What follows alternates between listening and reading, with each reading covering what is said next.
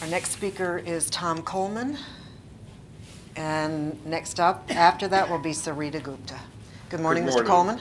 Thank you for allowing me to speak here this morning. Pleasure to have you. I am a labor and employment attorney of many years standing and have represented management clients over the years and been involved in any number of NLRB elections. I'm here this morning representing the printing industry of America, and with me is Jim Kiger, their VP for HR. The printing industry is the largest trade association representing commercial printers in the United States, and over 80% of these are directly involved in commercial printing. The rest of the membership is involved in ancillary responsibilities in the printing industry. The point I'd like to emphasize is that the great majority of the members of PIA are small employers, and that's what I'm going to focus my remarks on this morning.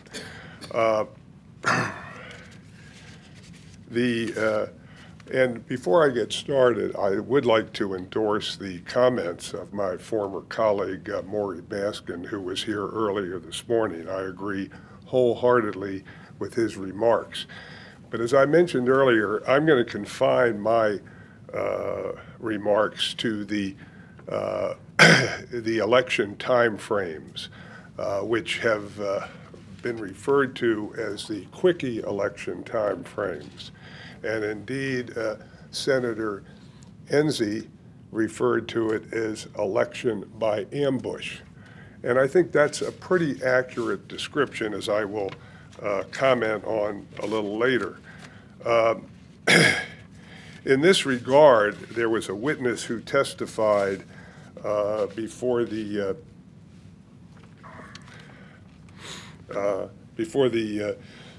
House committee just recently, John Currew, a small businessman from Appleton, Wisconsin. And I think his remarks are apropos here, and I'd like to endorse them. Basically, he said in discussing the impact of the NLRB proposal would have on small business employers, he said, already unions have the advantage of subtly influencing workers behind the scenes for months without an employer's knowledge to persuade employees to unionize. It is only fair that the employer be allowed the current time frame to accurately communicate with employees. Employers are already at a disadvantage and under the new rule would be disadvantaged even further. I think Mr. Carew was really speaking for the printing industry when he made those remarks. I don't think it's any secret, and I know other speakers have addressed this issue yesterday and today and undoubtedly this afternoon.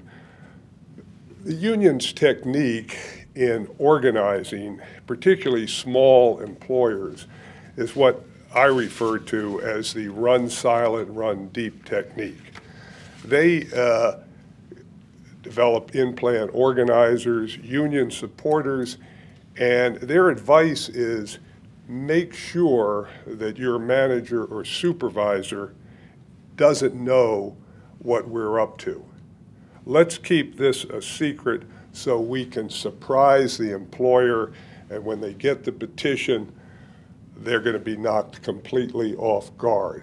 That is their strategy, and under these new rules, it will be even more effective. Madam Chairman, you asked this morning, what does an employer do when they receive a petition? Well, first of all, when they recover, assuming they weren't aware of the union activity beforehand.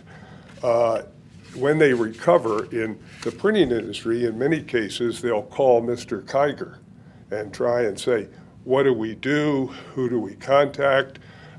Is there a lawyer that can help us?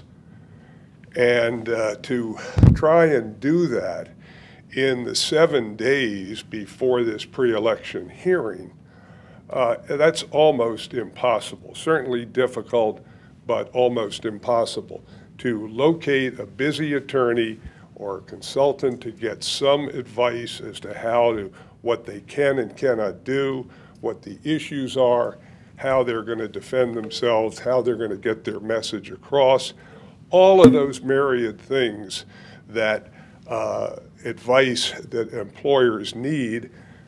It's going to be almost impossible for them to do that in 7 days. The other thing is that I'm at a loss, quite honestly, to understand why these major changes are being made in the election procedures. My experience over the years, frequently I'll say the one good thing the NLRB does is run elections. They run them well, they know how to do them. The medium time frame by your own statistics for an election is 38 days. And over 95% of the elections have occurred within 56 or 58 days. This is not an unreasonable period of time in which to conduct an election. I'm not sure why we need these changes. Let me just conclude by saying I think the board should give some thought to the maximum, if it ain't broke, don't fix it. We've got a good procedure now, let's stick with it. These new rules are going to particularly penalize small employers and make it even more difficult for them to effectively communicate with their employees. Thank you. Thank you. Any questions? I've got one question relating to the small employers that you work with. I assume that one serious consideration in participating in representation case proceedings is just the cost of the litigation. Is that accurate for a small employer, say in the printing business? That's certainly a factor. Yes, that is a factor. And then, because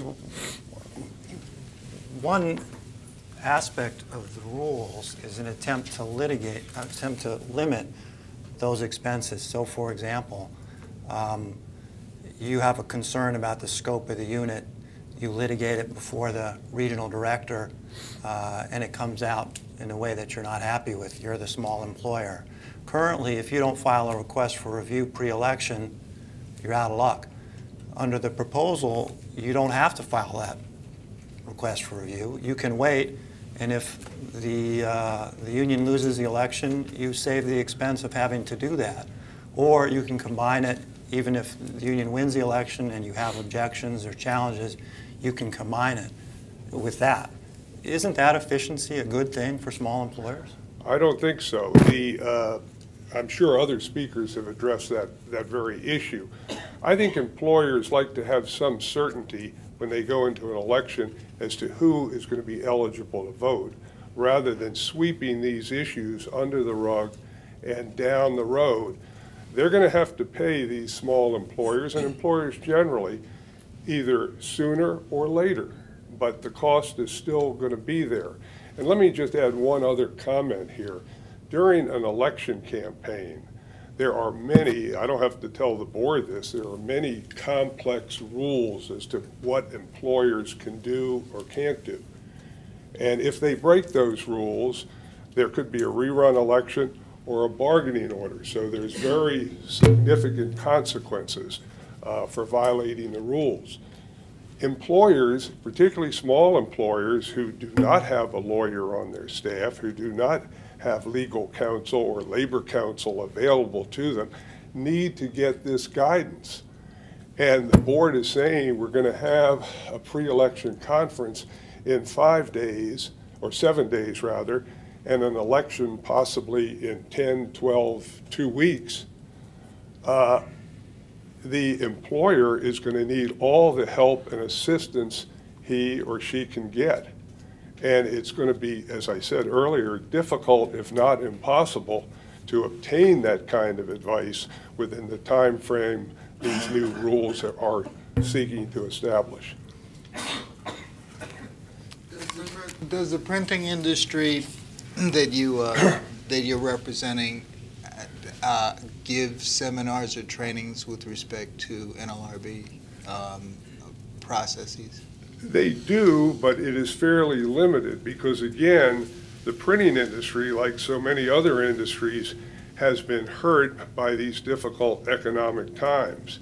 And Mr. Kiger, that I mentioned earlier, is like a one-man band. He has to handle all sorts of labor relations and employment relations issues, doesn't have the resources or the time to go around the country putting on seminars to educate its members, particularly its smaller members. And the smaller members don't have time to attend such programs. So if they're caught completely off guard, as these new rules would allow, they're really at a loss and they're behind the 8 ball. They don't have access to good, sound advice and counsel as to how to live within the rules, and they don't have an opportunity to get guidance on how they can communicate with their employees. So I think it's extremely unfair to employers generally, but particularly to small employers. Thank you very much for being with us today and sharing your thoughts.